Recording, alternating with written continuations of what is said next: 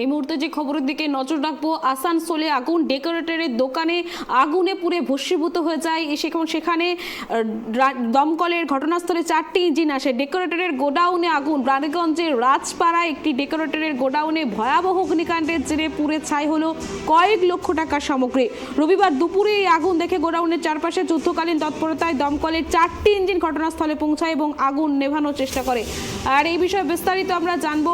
Telephone লাইনে আমাদের প্রতিনিধি রয়েছে আকাশ। আকাশ, কিভাবে ডেকোরেটরের গোডাউনে আগুন লাগলো, কি জানা যাচ্ছে, বিস্তারিত জানাও।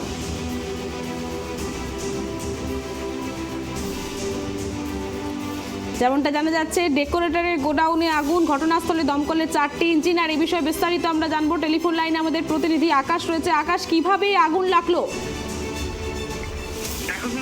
আগুন লাগার প্রাথমিক কারণ স্থানীয়রা যেটা মনে করছেন যে প্রচন্ড গরমে শর্ট সার্কিট থেকে হয়তো লেগে থাকতে পারে, তবে সঠিক কারণ এখনো পর্যন্ত কিছু জানা যায়নি।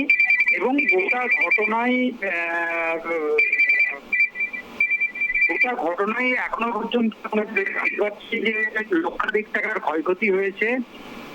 এবং এটা ঘটনাটা ঘটেছে রানীগঞ্জের রাজপাড়া যে রয়েছে, সেই রাজপাড়া এলাকায় একটি ডেকোরেটরের একটি গোদাম ছিল এবং সেই গোদামেই হঠাৎ করে আগুন লেগে যায়।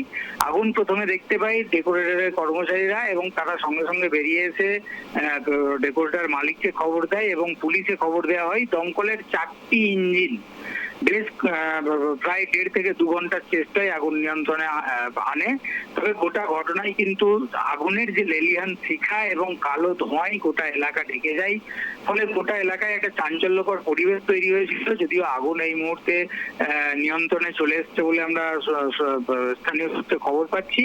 তবে গোটা ঘটনাতে কয়েক লক্ষ টাকার জিনিসপত্র ক্ষয়ক্ষতি হয়েছে, প্রাথমিক পর্যায়ে এরকম ভাবেই অনুমান করা হচ্ছে।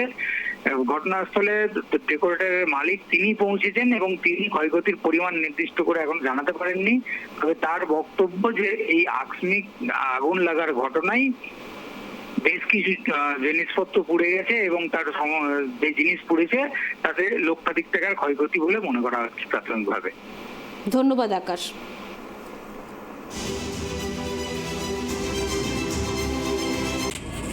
আমরা ভেতরে ছিলাম, ভেতরে থেকে বাইরে এসে দেখছি আগুন জ্বলছে।